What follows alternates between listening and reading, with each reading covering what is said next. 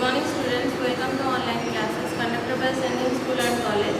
This is a video for class 2nd, subject EVS. In previous video, we have already started the chapter 4. The name of your chapter is the Earth, our home. In previous video, we have discussed about the different type of land है ना, अलग अलग land के बारे में हम लोगों ने पढ़ा था. Today we will study about the air. पिछले बार हमने लैंड और वाटर के बारे में भी पढ़ा था, है ना.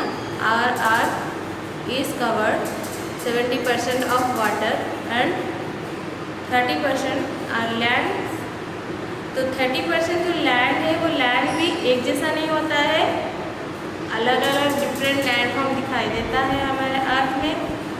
तो हमने कुछ उसका नाम भी बताया है. अगर आप लोगों ने पढ़ा है तो आपको याद होगा, जैसे plain area, hill area, mountain, desert, forest, है ना.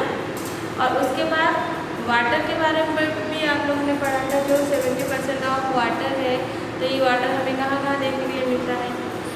लार्ज अमाउंट ऑफ वाटर जो एरिया है वो है ओशंस एंड सी, है ना. और जो हमारे अर्थ के लैंड के अंदर जो जो वाटर फॉर्म है, जो वाटर हम लोग कहाँ कहाँ से मिलता है वाटर हमको, रिवर से, पॉन्ड, लेक, है ना. ये सारी चीज़ें आप लोगों को ऑलरेडी हमने बता दिया है. ठीक है, आज हम लोग पढ़ेंगे एयर के बारे में, है ना. हमारा जो अर्थ है, अर्थ के चारों तरफ एयर का एक प्रोटेक्शन मिलता है, या हमारे अर्थ के चारों तरफ एयर कवर है. तो ये जो एयर है एज ए ब्लैंकेट की तरह उसको कवर करके रखा है, ढक के रखा है. जैसे चादर ढका जाता है, उसी तरह एयर का जो लेयर है वो एक चादर की तरह पूरा अर्थ को ढका हुआ है. There is air all around us. अगर आप अपने चारों तरफ एयर को महसूस करना चाहें तो आप महसूस कर सकते हैं, लेकिन ये है कि एयर विजिबल नहीं है, ये इनविजिबल है. एयर हमें दिखाई नहीं देता है, हम सिर्फ उसको फील कर सकते हैं या महसूस कर सकते हैं. ठीक है, तो there is air all around us. We all need air to breathe. अगर हमें जिंदा रहना है तो हमें सांस लेना है. ठीक है, और ब्रीथ मतलब होता है सांस लेना. अगर हम सांस लेना चाहते हैं तो बिना एयर के तो हम सांस नहीं ले सकते. जब आप सांस लेते हो, अंदर सांस लेते हो और सांस छोड़ते हो, दोनों ही समय पे आपको एयर की नीड होती है ना.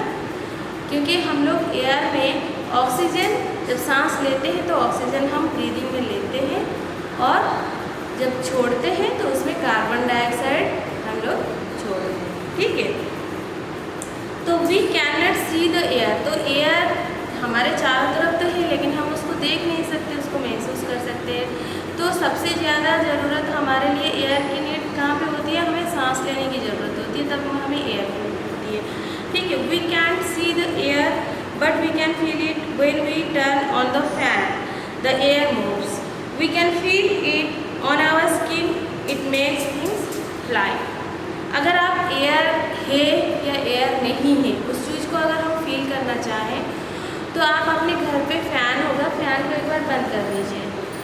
ठीक है, बंद करने के थोड़ी समय के बाद जब आप उसको ऑन करते हो और पंखा आपका या फ़ैन आपके मूव करने लगते हैं, तो उससे हवा हमारे फेस पे, हमारे स्किन पे लगता है, या कहीं कपड़े टंगा होगा तो कपड़े को भी आप नोटिस कर सकते हैं. हवा के साथ वो चीज़ क्या करते हैं, मूव करते रहते हैं, हिलते रहते हैं. या हम लोग खड़े हैं पंखा के नीचे या फ़ैन के नीचे, तो उसकी हवा हमारे स्किन को ठंडा करता है या हमारे बॉडी को ठंडा करता है. तो उससे हमें एहसास होता है कि हवा चलने लगा है ना. पंखे की वजह से हमें ठंडी का एहसास होती है. तो इट मेक्स थिंग फ्लाई. हवा के चलने से क्या होता है, कोई भी चीज़ फ्लाई करने लगता है या उड़ने लगता है. Moving air is called wind. ठीक है, मूविंग एयर, कोई भी हवा जब बहने लगता है उसे हम विंड कहते हैं. हवा की जो रूप है या एयर का जो रूप है वो अलग अलग रूप में दिखाई देता है. जब हवा स्लो चलने लगता है, मूव करने लगता है, उसे हम air move gently it call it breeze. जब जेंटली तरीके से हवा बहते हैं, धीरे धीरे हवा बहने लगते हैं, जिससे हमें कोई नुकसान नहीं करता है लेकिन हमें ठंडे ठंडे हवा का एहसास होता है, तो उसे कहा जाता है bridge.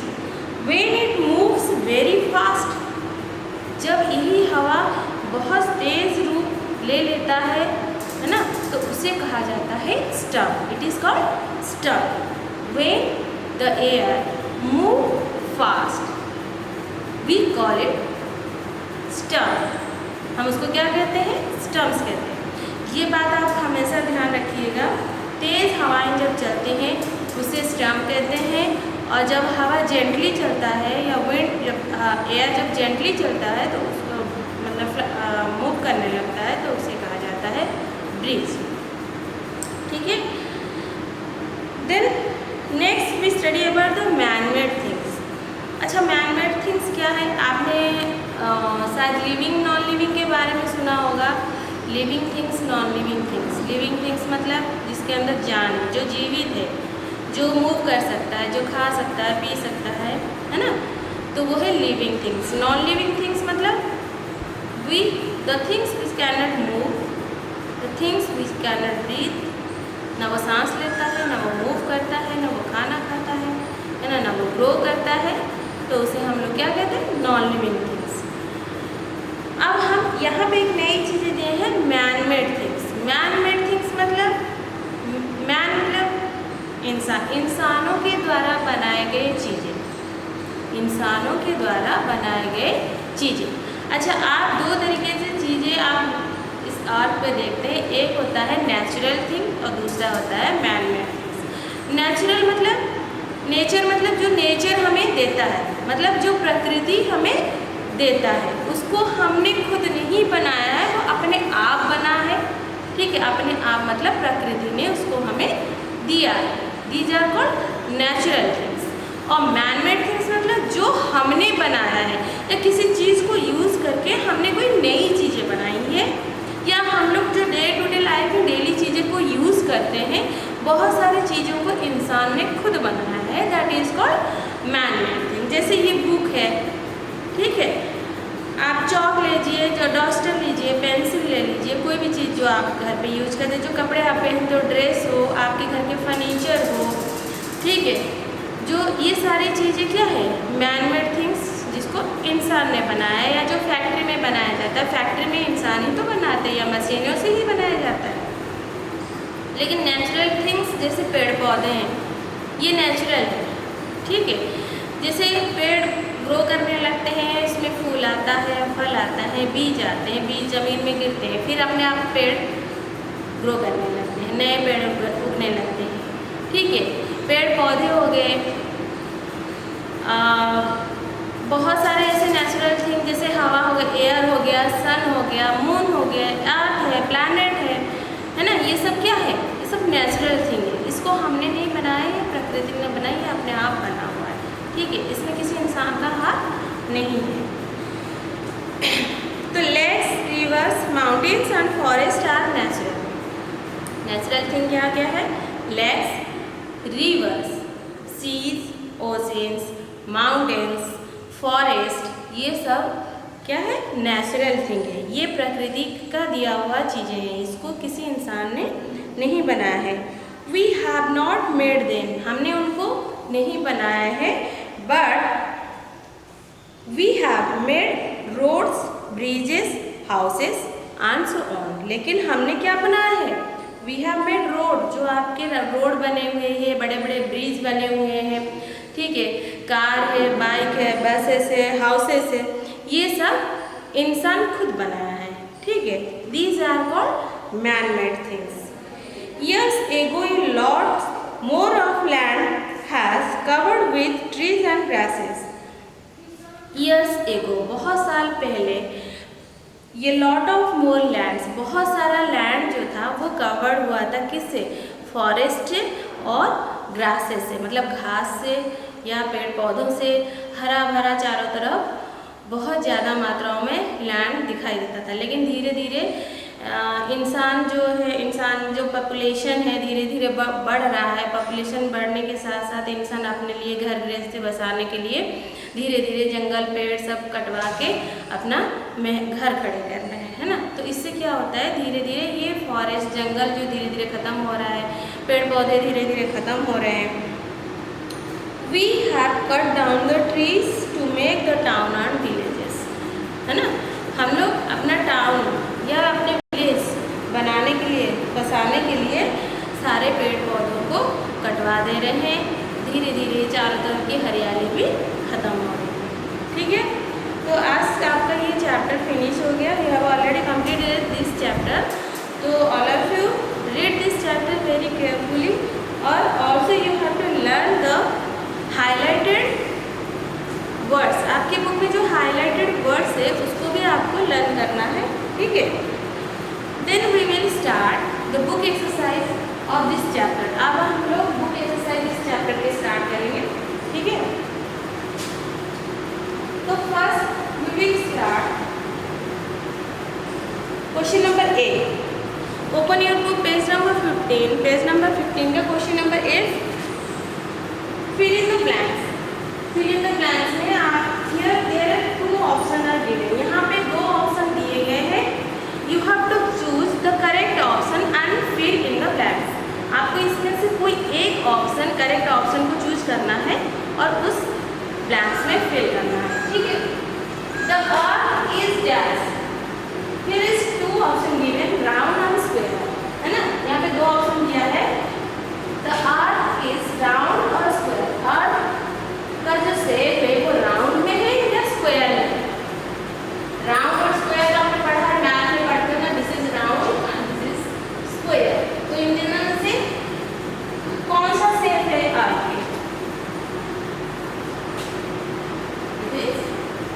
round. Our earth is round. Okay. Water covers a lot of the earth. The rest is grass. Water covers a lot of earth. earth के बहुत सारे एरिया जो है वाटर से कवर हुआ है, तो बाकी का जो एरिया है the rest is grass. बाकी का एरिया क्या है? लैंड है और प्लेन। 2 ऑप्शन दिए हैं यहाँ पे, लैंड और plane. Water covers a lot of the earth, the rest is land. Okay. Now next question number 3. ये dash is a model of the earth.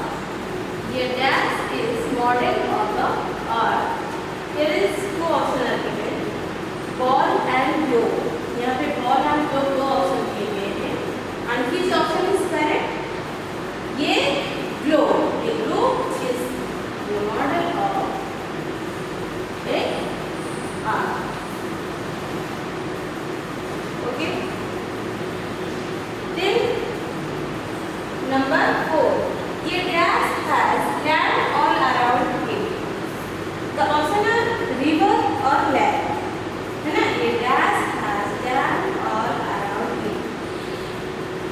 इसके चारों तरफ क्या होता है? लैंड फॉर्म होता है और बीच में पानी रहता है। इसके चारों तरफ लैंड और बीच में पानी रहता है, उसको क्या कहते हैं? रिवर कहते हैं या लेक कहते हैं? That is called lake. Okay. Then number 5, when air moves gently we call it gas. जब हवाएं जेंटली चलते हैं, धीरे धीरे बहते हैं, उसको हम लोग क्या कहते हैं? क्या कहेंगे इसको? ब्रीज। क्योंकि यहाँ 2 ऑप्शन दिए हैं, स्टॉर्म एंड ब्रीज। तो स्टॉर्म किसको कहते हैं? जब हवाएं तेज चलने लगती हैं, लेकिन जब हवाएं स्लो चलती है तो उसको कहते हैं ब्रीज। देन ये gas covers the whole earth like a blanket, है ना। कौन सी चीज ऐसी है जो कि होल अर्थ के चारों तरफ एक ब्लैंकेट, एक चादर की तरह उसको ढका हुआ है? क्या होगा वो? द ऑप्शन है एयर एंड वाटर। यहाँ पे 2 ऑप्शन दिया है, एयर एंड वाटर। तो कौन सा ऑप्शन सही होगा? Air.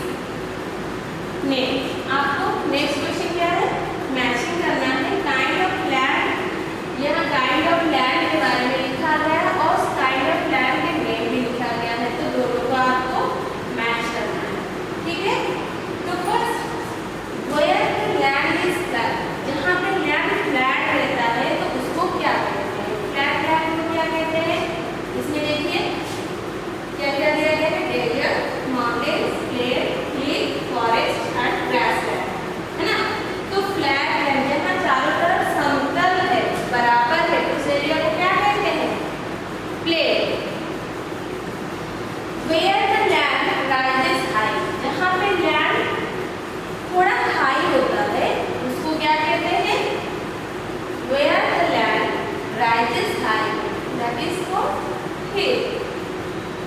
Okay. The next very high heels. जो हिल बहुत हाई है उसको क्या कहा जाता है?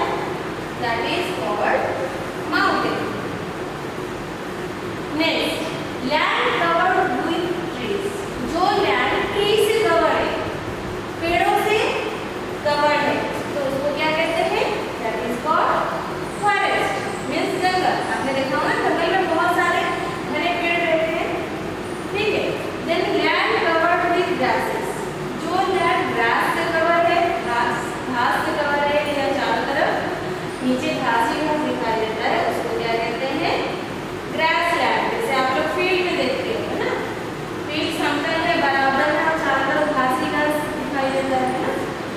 Next Sandy flat without trees. जो एरिया सैंडी है, मतलब जहाँ पे रेत होता है, विदाउट ट्रीज, वहाँ पे ज्यादातर पेड़ पौधे देखने के लिए नहीं मिलते हैं, है ना. बिना पेड़ पौधे के जहाँ पे रेत होता है उसको क्या कहते हैं? डेजर्ट, है ना. उसको हम लोग हिंदी में कहते हैं रेगिस्तान. That is desert. Okay. Now we will start the question number 6.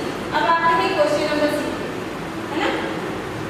Tick the correct sentences. इसमें आपको क्या करना है? करेक्ट सेंटेंसेस को पहले सेंटेंसेस को पढ़िए. You have to first read the sentences. I try to know what is the meaning of the sentences. Sentences का मीनिंग क्या है, उसके बाद ही हम ये तय कर पाएंगे कि इसमें हमें मतलब टिक लगाना है या नहीं लगाना है. अगर सेंटेंसेस सही है तो वहाँ पे आप टिक लगाएंगे. अगर सेंटेंसेस सही नहीं है तो वहाँ पे आपको कुछ नहीं करना है, छोड़ देना है. ठीक है. Very high mountains are covered with snow. Very